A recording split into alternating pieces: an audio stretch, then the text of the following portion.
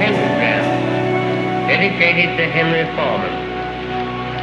In the years of the primal force and the dawn of terrestrial birth, man mastered the mammoth and horse, and man was the lord of the earth. He made him an hollow. I shot a man in Reno just to watch him die.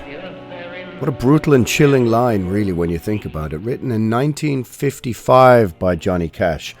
I mean, it's a really, really dark, nihilistic fuck you of a line in a song. Folsom Prison Blues. 1955, Johnny Cash said he wrote it inspired by his term serving in West Germany in the United States Air Force at Landsberg near Bavaria. His life had been pretty drift and pretty dark until that point. Grew up in abject poverty from the age of 4 or 5 out in the cotton fields. Saw his own brother more or less sliced to death by a buzzsaw blade. Dark, dark stuff in the life of Johnny Cash. I'm going to tell you some stories later on in the podcast near the end. A couple of the crazy, crazy stories. But the kind of premise of this particular episode is, where did all the rebels go? Where did all the stories go? All the rock and roll stories, all those kind of people, genuine, actual outsiders, and few people embody that more than Johnny Cash. And can you imagine, set to the backdrop of the 1950s, which is all went to the cinema on a Saturday night, kind of saccharine, sweet Neil Sedaka. Yes, there's a Neil Sedaka reference. Don't say I don't give you everything you ask for. All the saccharine, sweet nonsense, and you get this character like Johnny Cash looming up from the darkness. I shot a man in Reno just to watch him die. Pure nihilism in 1955. And we're going to talk a little bit about amphetamine and speed. And there ain't no bigger consumer of there will be very few in the 1950s and the 1960s than old Johnny Cash. But we'll get to that. This is Agitators Anonymous. I'm Alan Averill. This is episode, I don't know, somewhere near around about 150. I don't know. The train keeps a rolling around the bend. And if you like the podcast, give it a review. Helps the algorithm. Or send it to somebody you like. Send it to somebody you don't like. Send it to somebody who doesn't understand what I'm talking about, but just likes Irish accents. I think they sound dreamy. Well, there you go. The show is sponsored by metalblade.com. You can check the link underneath in the description, but it's indiemerch.com/metalblade shop. Or maybe not shop. Anyway. And the promo code AA2023 will get you 10% off your order. All sorts of cool things over there. Go and take a look. But if if I've messed that up, the link is in the underneath bit. And more sponsors coming soon. All that kind of stuff. Anyway, if you want to support the show over on Patreon, you can. It's patreon.com. And that's Patreon, not patron. And it's Alan Averill. Yeah, anyway, all right. What am I talking about? Johnny Cash. I am an antichrist. I am an anarchist. Never quite really understood that rhyming scheme, to be honest, did you? It has a few problems. It doesn't quite scan, if you ask me.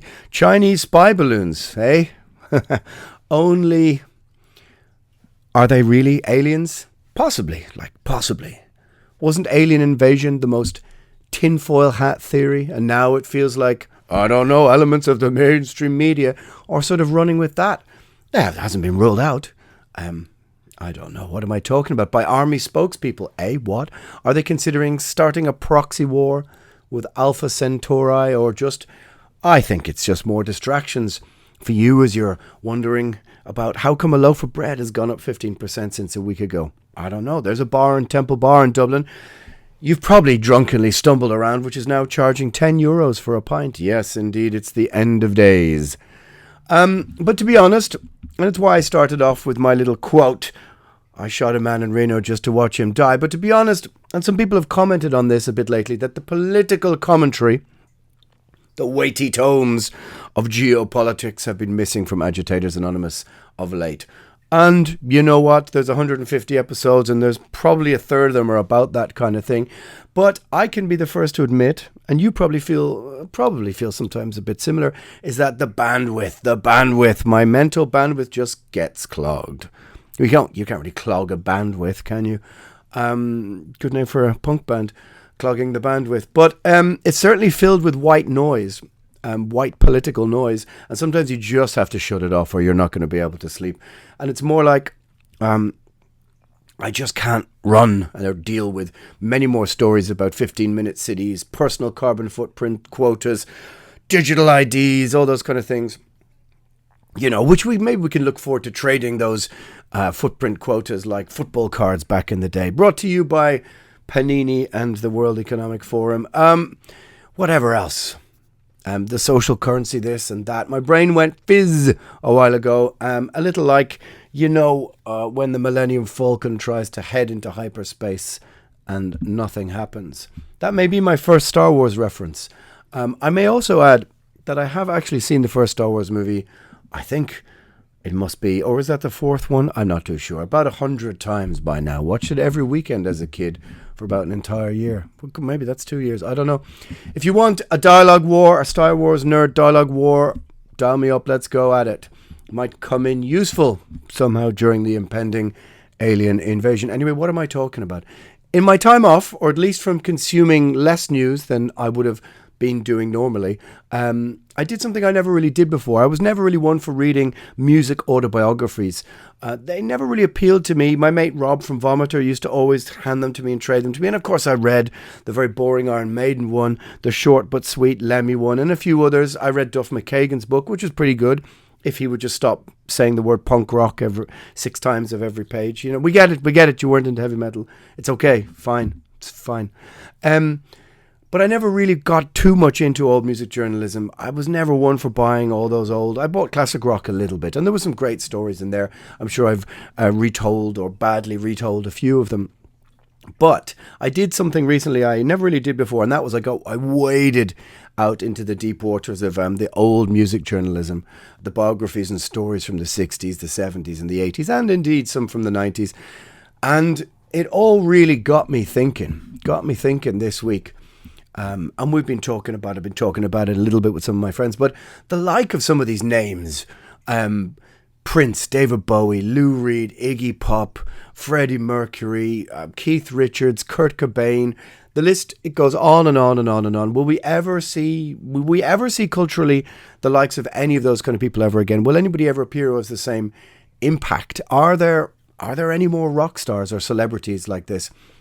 I would say probably not. Certainly, maybe I'm, kind of past the sort of, I've crossed the Rubicon of the demographic of people who might know about upcoming young, rock stars. But if somebody tries to tell me that Youngblood is the new Sid Vicious, and I'll talk about Sid Vicious in a while, and retell you some of the most ludicrous and outrageous moments of his short and very dumb life story.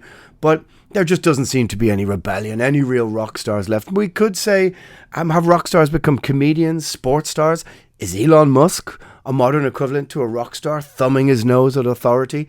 But yet most people in the culture around me seem to, sort of dislike him for, dog whistling the word free speech to people. I don't know. I can't get my head around it.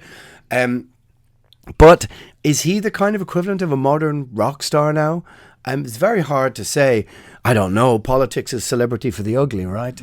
But I'm going to retell a few little crazy details from some of the books that I've been reading. Specifically Johnny Cash, Sid Vicious, Lou Reed, and a few other people like this. I read quite a few things about people I've just had no interest in previously and found, okay, their stories are a lot more fascinating than I... in my young, bullish mindset went, I don't care about the Beach Boys, but I'll get to them shortly. But it got me thinking, could these people even exist in today's, sort of culture sphere, whatever you want to call it? Could their antics, good and bad, even exist today? Where, let's be honest, everything is filmed all of the time, out in the open. I think it's almost impossible for famous people to live as they did in the 1970s, where bands literally just dropped on a town and then left for the next town and left, screaming mothers in their wake and dealers chasing them for dollars. And they didn't see them till the next time they were around on tour. And, rock stars could kind of step in and out of that whole kind of thing, as I said, for good or for bad. But now, as everybody lives their life like an open wound, I kind of feel that it's not possible to be that kind of person anymore. I suppose it's no wonder that we're all fascinated with things like secret societies and the Illuminati kind of concept of sort of organized behind those locked doors celebrity, like it's all a scene from an Alex Jones conspiracy, all these hooded, masked people. All this kind of stuff has become so fascinating to us as a society, perhaps because everything is so open, but perhaps nothing is that different fundamentally within those societies, whatever they want to call them, than they were 20 or 30 years ago. But because mystery is so difficult to find now, we seek it in other places. But could their antics even exist today?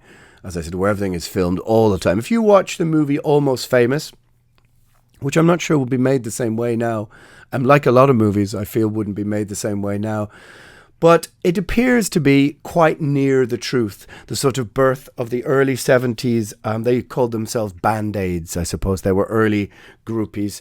Some of them went on to be quite famous. Baby Bell, Boobie Bell, I don't quite know how to say the name. I think she had a child with Steven Tyler, which was Liv Tyler, right? I maybe got the names mixed up. But rock stars were almost above the law. If you want to Google a rather scary man, it's Peter Grant, or DuckDuckGo, or Bing, or whichever you choose to use. Peter Grant was the manager of Led Zeppelin, and he literally hauled them from town to town, and basically created a situation where they were almost above the law. Led Zeppelin would touch down in their private jet, and they got a police escort roaring them to the venue, hired entire hotel room floors, filled it with hangers-on, groupies, celebrities, dealers, partied, and then headed for the jet to the next city and left everyone else to clean up something like the mess. Nothing was, of course, ever filmed. Nothing like that could happen these days, as everyone would have a mobile phone. I only was watching something randomly with some vacuous celebrity who I've never heard of, who was clearly putting on an accent going, well, they told us to put down our phones. We couldn't bring our phones into the party. And I said, well, if I don't have my phone, blah, blah, blah. Whatever, anyway. Yeah, I shouldn't do comedy or voices. I know that. But they were basically saying that, this was a sort of celebrity party, but the people within it, you just had to kind of hand in your phone in at the door. And if you didn't, you weren't getting access. But I would say something similar must have been said at the time by a very, this huge bullish character, Peter Grant. If you take any photos of any drug taking or any, anything that's happening here, you will, basically have your arms broken, I suppose, would have been Peter Grant's thing at the time. But nothing, of course, was ever filmed. Nothing like that could happen these days. Of course, there's a rather dark side of it, which certainly the implications of the Me Too movement would have a field day over, age of consent issues. Although, as an aside, it would seem that elements of modern culture seem to be wanting to remove that these days, but that's for a different podcast. But it may sound like a fool's errand to compare now and then, but that's kind of what I'm doing because I'm a fool. But certainly the drugs, the groupies, none of this could happen in a world where everyone is broadcasting everything to everyone all of the time. But the feeling, I think, that these 70s stars were outside the law, like Elton John, they were, David Bowie. So many of them were actually arrested, but then kind of released when, money was paid or that kind of thing. Lemmy himself was arrested on the border of Canada, I think, with amphetamine on him. But at least they were certainly beyond a sort of scrutiny, or a veil could be drawn behind them that left them with some element of relative mystery. The rock press was at its sort of zenith. The whole Rolling Stone and Cream magazine idea. There were rock star journalists who were following these bands around, and one story could make or break a band, and that's kind of the case of this fabricated band Clearwater that's in the Almost Famous movie. But it's maybe how we look back. Maybe we look back through rose-tinted spectacles. I don't know, but their behavior certainly wouldn't be tolerated now. But I'm trying to consider, are there even rock stars like that? Are there even rebels like that? In some cases, of course, some of the actions were pretty dark. I think it's one of the reasons why people have said there's never going to be a Led Zeppelin biography or biopic that sort of spills any of the beans, because some of the stories are somewhat incriminating. But in other cases, it clearly, to me, points to some kind of principle that we don't really have rebels anymore. I mean, I say that, and then somebody said to me, well, yeah, what about Kanye? And I thought, yeah, I don't know, I guess so. I don't really know anything about his music. Certainly, I think he should be able to be free to speak his mind, even though it seems maybe clear that somebody should be trying to help him protect his mind rather than doing the podcast circuit. But on the other side, lined up against him, we saw during the end of the pandemic and lockdown, all that kind of stuff, there were pop stars and influence who were like collectively briefed by the White House on the correct stance to take on the Ukraine war. We see celebrities doing dances and songs, shilling for big pharma, telling people to go out and get, vaccinate their kids and that kind of thing. Once upon a time, though, people like Dylan, Bob Dylan and many other rock stars, they opposed the war in Vietnam. They weren't TikToking dances in support of the military-industrial complex, sending more arms and ammunitions into a proxy war. It's complicated, but it seems somebody like Kanye West is fundamentally a rebel on those terms, I suppose, on those traditional terms.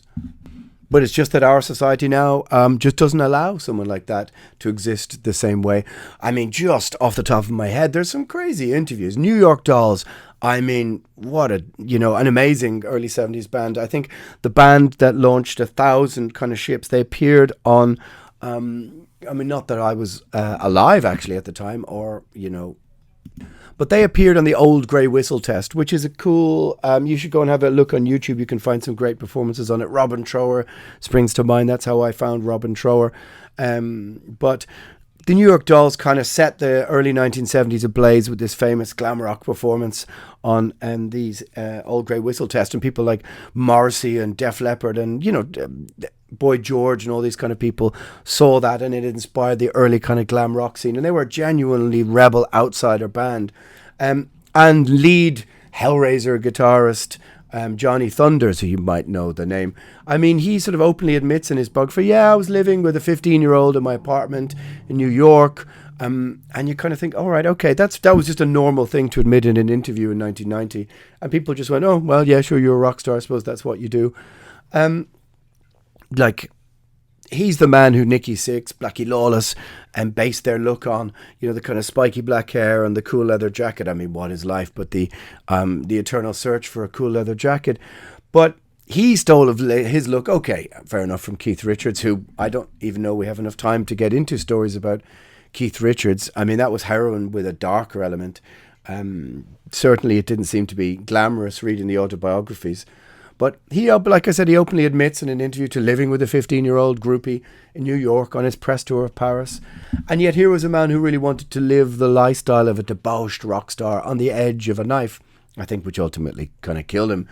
But there's an insane video, if you can try and find it on YouTube, of Johnny Thunder somewhere, I think on YouTube, of him and his band, possibly in Paris, absolutely skagged out, openly taking heroin in the backstage, trying to play. He ends up having an argument and a fight with somebody in the crowd who's so incensed with the fact that he could barely even play. Rock and roll, heroin rebel to the end.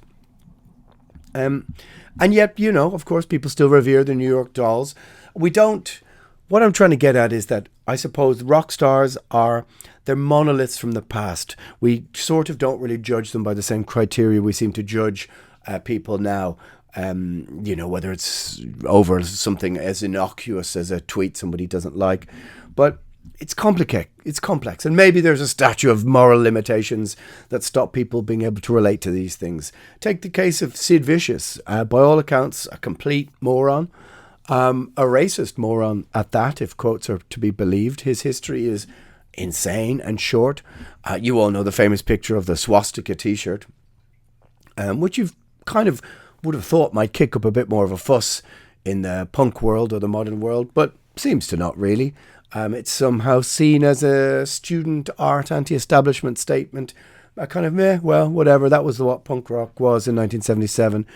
Pushing the envelope. But yet, if Kronos had done that in 1980 or Steve Harris in 1978, I reckon we wouldn't be hearing the end of that particular story before we get to Susie Sue. But But yeah, Sid Vicious. I mean, you do know that Lemmy tried to teach him how to play the bass, right? But it seemed on the end of their ill-fated US tour, he went to prison for, I think, a month in Rikers Island at the end of their ill-fated US tour. He came out, celebrated with his mum, who was a well-known prostitute in London.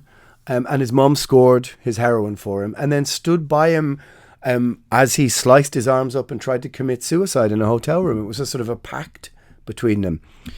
He didn't die, was carted out, in shreds and ribbons, survived, sent back on a plane to London, met a young woman called Nancy Spungen, a young American groupie who, by all accounts, was there looking for someone else that she had been hooking up with in America. I can't remember who it was.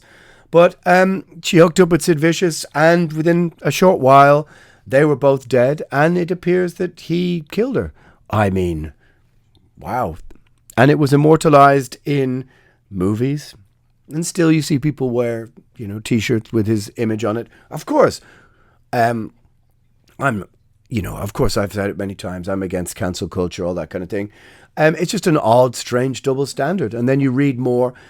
Lou Reed used to dress as a Nazi walking around New York in the 70s. Bowie had a few little flirtations. Brian Ferry skulking around, and especially Lou Reed, whose autobiography reads pretty grim. He seems like a very obnoxious dude, but skulking around New York taking heroin. And it's a kind of who cares? That was all part of the pantomime, the drama, the theatre in the 1970s. And maybe that's exactly what it was. And quite simply, now everybody's looking for so many things to just take far too seriously. Although one could say the death of Sid Vicious and Nancy Spungen, it's kind of serious, really, isn't it?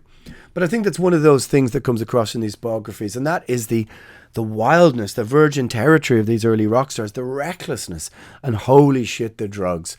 My God. If you listen to my Nazis on Speed episode, you can get a clear look into where the pharmaceutical drug industry came from and how over-the-counter opioids, including heroin, were openly available, and, of course, where some of the modern pharmaceutical companies came from. And they all seem to have their origins in 19th century Germany, the industrial pharmaceutical complex, we could call it, Big Pharma. But there seems to have been, uppers and downers before cocaine arrived. And speed, amphetamine. Neil Young openly admits to just downing tons of amphetamine. Lou Reed, all of them seem to be taking tons of speed. And then what better way to take the edge off? But with a little drop of, or a little bit of powdered heroin or whatever else. All of them, almost every biography I read was literally shot through with drug references.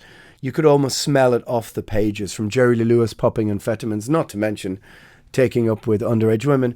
But to Prince, of course, who, he died of fentanyl, opioids as well. But it just literally pops off the pages, and you realize what a symbiotic relationship drugs and all of that early music had. I mean, maybe that's why modern music sucks so much, because there isn't enough drugs in it. Well, there certainly isn't enough recklessness or danger. But like I said, how would that be possible with people living their lives out in the, online, or living their lives like an open wound all the time? How can you create mythology? How can you create all those kind of things? How can you create any mystery? I think it's kind of impossible. But Brian Wilson is where I started. Now, I couldn't care less about the Beach Boys. I really couldn't. In fact, I had an argument with a friend of my uncle's, actually, who stood by the mantra that Pet Sounds was the greatest album of all time. Now, I remember reading that in magazines in the 90s, and I just sort of said to him the same argument I have now, which is somebody who thinks Autism Madness by Morbid Angel is, of course, infinitely better.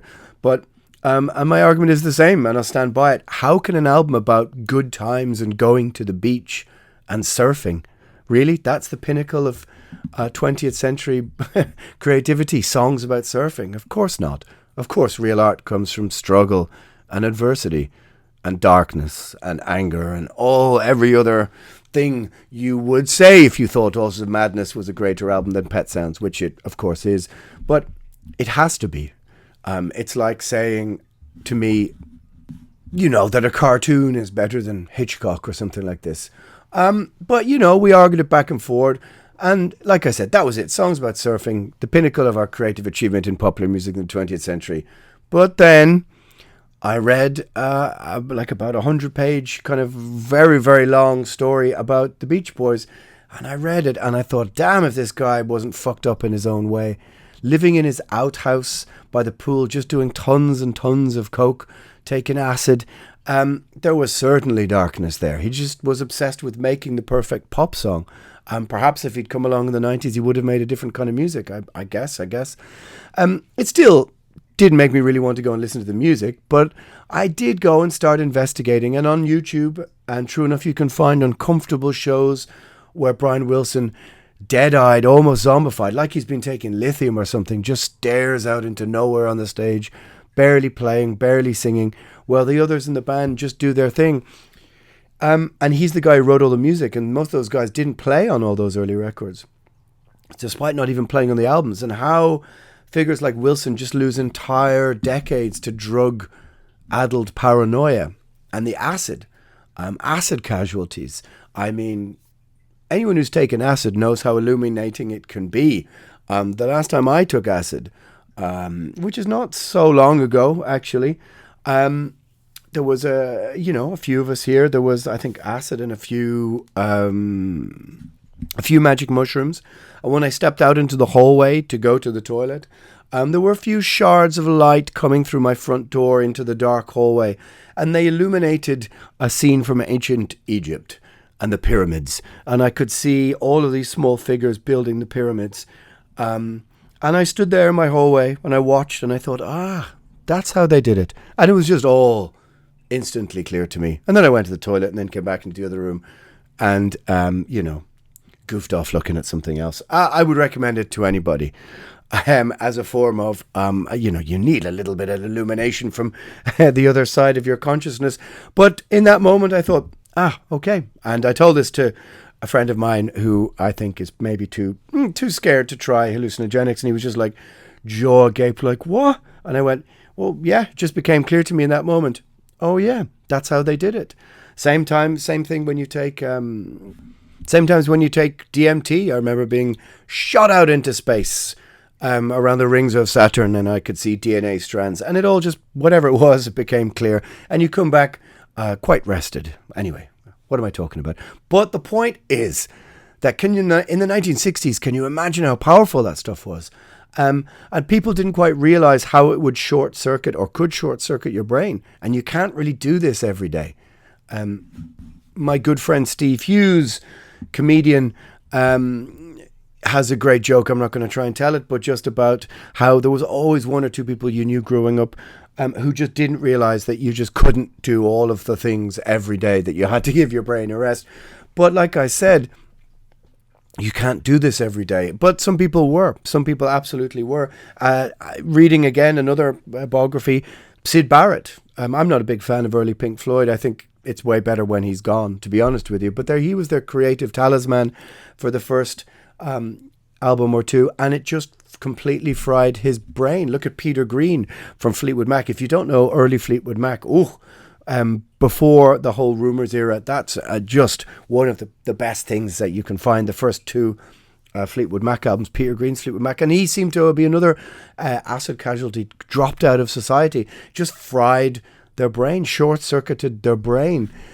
Rocky Erickson, who became a kind of cult figure in the black metal scene. It's Cold Night for Alligators and all that kind of thing. Again, brilliant stuff. Really, really strange sort of esoteric guitar rock music. Used to be in the 13th Floor Elevators with Billy Gibbons, if I'm not incorrect. But he became kind of cult in the black metal scene. I remember sitting around with Watain guys, I don't know, must be 20 years ago. Everybody raving about Rocky Erickson. I think somebody even had a Rocky Erickson tattoo on their foot. Anyway, whatever. And rightfully so. But it seemed to fry his circuits completely. And he spent some time in a mental institution. How Lemmy, for example, survived all of this is even more of a mystery once you read more and more music biographies. And there was for a few months there, they're all I could take in. Give me another music biography. I need more stuff. I've got one from Muddy Waters on the table in front of me. Because when I was a kid, before I got into that heavy metal, I'm very thankful for my dad playing lots of stuff like Howlin' Wolf and Muddy Waters. Now these guys, these were real rebel guys as well. Little Richard. Wow. Now there's a man who is worth a podcast on his own. Real, actual rebellious guys. But when you consider, when you start to get into these kind of things, you're kind of you just go down a black hole of endless biographies, and you consider the casualty list just off the top of my head: Janis Joplin, Jimi Hendrix, Jim Morrison, all insane stories in their own right, which kind of are linked to too much opioids. And I think in Janis's case, one of the greatest rock voices, has to be said, Janis Joplin. I think in her case it was booze as well, wasn't it? But where did all the stories go? Is there anybody making stories now? And if you listen to my podcast from Tuesday, the world is obsessed with Sam Smith, who I only just figured out who he was a few weeks ago. The most controversial thing seems to be he put on some weight and then said he was non-binary. Okay. Compare this to the antics. It goes, well, not the antics, but the stories, the backstories of people from the 70s or things they were doing then. I mean, it seems positively child's play, but that's because I suppose it is. You take David Bowie or Iggy Pop, who pops up all the time. And there's an insane story of him being so fucked up and so out of his mind that his band tied him up in a bag and just basically kicked the shit out of him and then left him in an alleyway, in a dumpster in an alleyway after a show. They were so disgusted with it. And he came round in a bag and sort of had to, figure out what he was doing.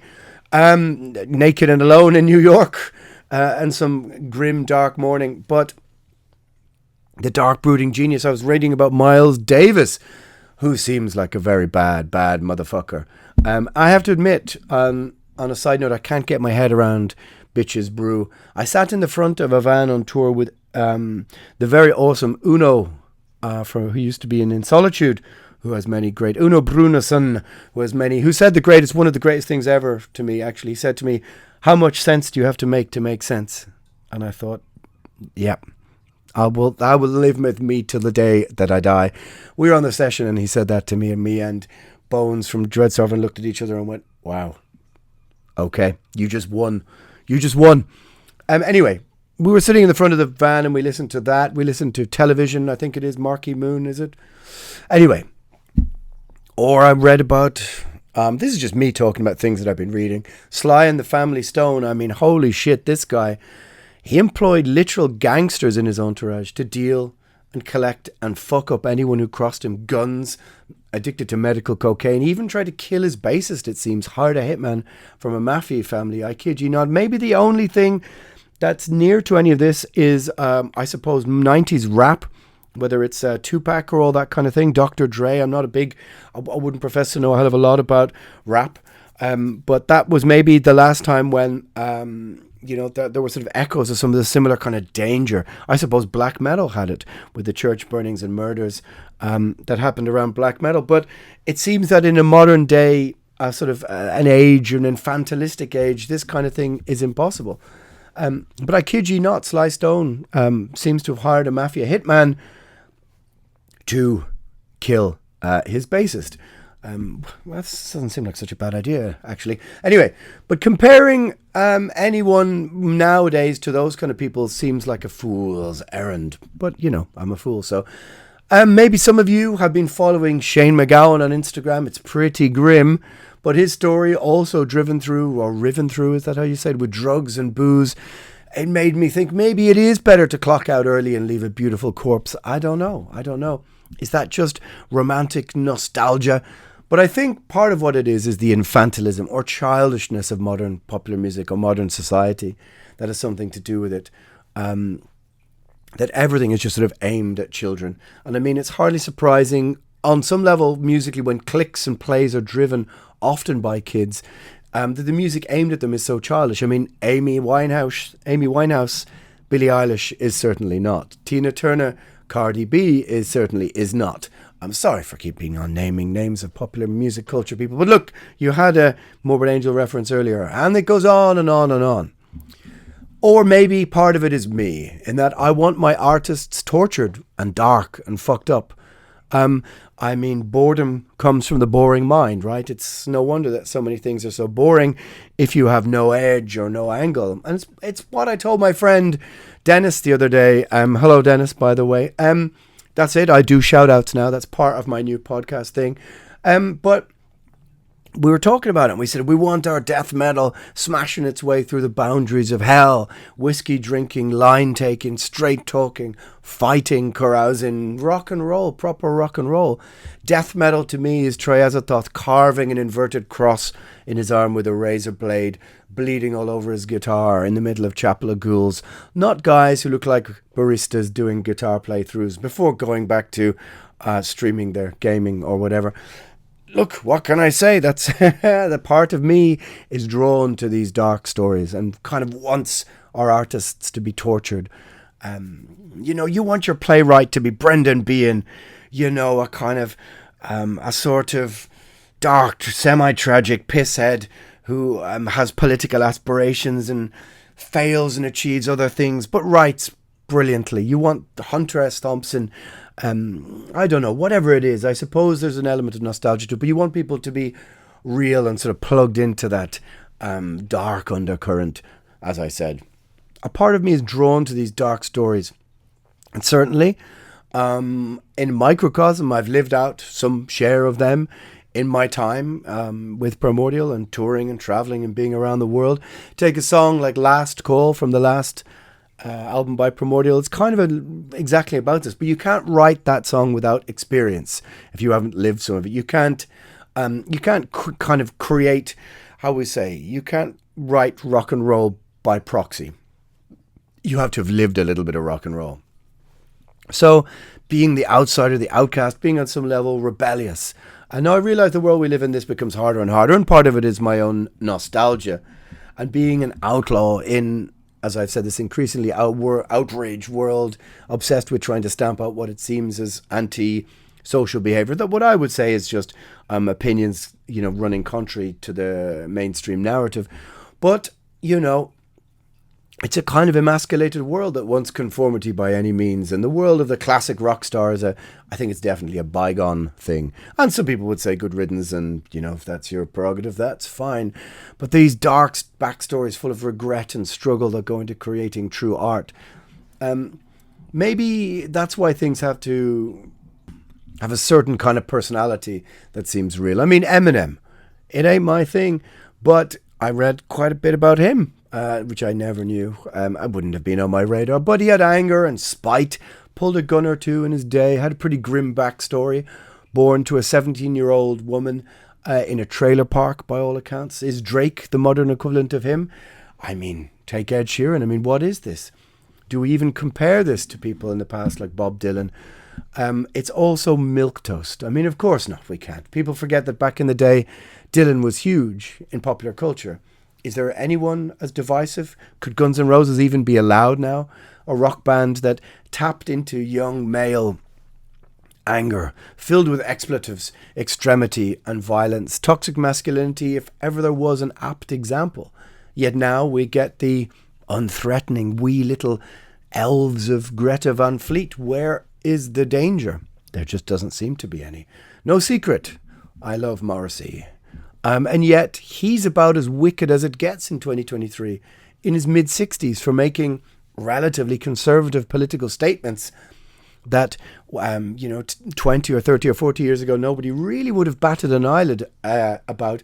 But if you were to place them against comments made by some musicians in the 60s, 70s and the 80s, they would seem ridiculously tame. Some of the quotes of some of the people in some of the things I've been reading are insane. But there would be people who would happily silence him for that. No one speaks their mind ever. Can they really? Johnny Rotten entered the Eurovision Song Contest. Yeah, let that one sink in. Roger Waters, who keeps getting mentioned in the podcast. Roger Waters is still out there trying to kick the hornet's nest. Still trying to, stick it to some kind of man somewhere. But he's 79, right? Bill Hicks, I want my rock stars dead. Well, maybe all the rock stars are, or will be soon. Maybe, like I said before, maybe the equivalent now is comedians or sports stars. Or maybe it's simply impossible to be mad, bad and dangerous these days. Maybe Elon is our last rock star. What a horrific thought that is. Or else it's just wistful nostalgia and daft romance on my behalf. of a time when, by and large, I wasn't exactly around. Yet I've no doubt it wasn't very romantic finding Janis Joplin that morning, if you were the first responders on scene. And look, again, I was only talking about it with my sister yesterday, as this was her music and not my music. And part of what I was reading was about Kurt Cobain. I read the Nirvana autobiography years and years ago, and was more interested in the fact that they drove around in their pickup truck listening to Voivod and Celtic Frost than really much else. But something of a spiritual figurehead in that scene. And look what heroin did. How many casualties there were from Seattle, 1991 era. Lane Staley from Alice in Chains, who a band I'm not really into, but I watched some documentaries about the last couple of years of his life. Wow, that was fucking dark. Really fucking dark. What's his name from Soundgarden? Chris Cornell, of course, Chris Cornell. And what's the guy's name from Stone Temple Pilots? Look, you might know. Also came across the story about the bassist from Hole who died of heroin. Kristen Pfaff. And this is a quite intriguing story as well, who seemed to have gone clean and then gone back to prepare for a tour with Hole and died of heroin. And maybe it's just because at this current moment, these are the stories that I'm digging for in a way to try and avoid listening to nonsense about politics. But it seems that somewhere in the last 10 years, the rock star stories just disappeared. Social media took over. And I said it before in the podcast, and I think this is kind of true, in that social media has taught a generation that music is the backdrop to our lives, but not the soundtrack. We are the stars now. You are the star now. You are the rock star. You create your own stories. You curate your own version of yourself with the world. And music is the thing that's in the background to montages of whatever is happening in life. It's not the soundtrack anymore. And maybe that's the difference. And so I'm looking back in a kind of romantic, nostalgic way. But certainly it seems that the era of the rock star, of the rebel, is gone. But I'll finish today's podcast with a little bit of a few things. One that really, really stuck out to me. And this is about Johnny Cash, which is kind of insane. I took my first amphetamine, a little white Benzedrine tablet scored with a cross, in 1957. And I loved it. So much so that within less than a year, he was taking such vast quantities that as soon as I woke up, I started feeling little things in my skin, briars or wood splinters, itching so badly that I had to keep trying to pluck them out. They started to be alive. This is like 1957 or something, but Cash was incarcerated at this time for brief stretches on 7 different occasions. In Nevada, the police found him stark naked and passed out at the wheel of his car. In Mississippi, he was put in jail after being found in a state of total delirium, picking daisies on a stranger's front lawn at 2 a.m. He was arrested for burning down a huge forest range in 1965, busted at the El Paso airport for being in possession of 1,000 Dexedrine pills, drove 2 separate cars off the high cliff at his Tennessee home and crashed them both into the sea. And one night at the Grand Ole Opry during the mid-60s, his speed psychosis became so acute he felt he was hearing voices and cursing at him during a live performance. Grabbed the mic, smashed 60 footlights and stormed off the stage. He was never invited back to the Grand Ole Opry. And the stories go on and on. 1967, he drove to the desert with enough amphetamine pills to, kill an elephant. Hid out in a cave for a while, said he saw and found Jesus, and came back out and mended his ways. Well, kinda.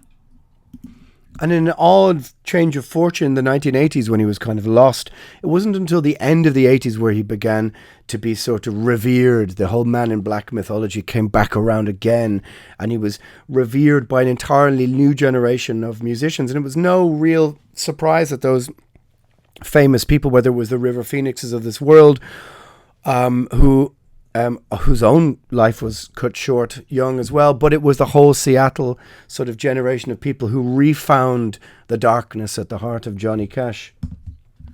But the like of which I don't think we will ever see again. I shot a man in Reno just to watch him die. Pure nihilism, and I love it, my friends. It's Agitators Anonymous. It's the end of episode whatever it is. And we shall see you next Tuesday for heavy metal miscellany, more nonsense and rubbish and whatever else. Have yourselves a good weekend. And if you like the show, give it a little like and give it a little share.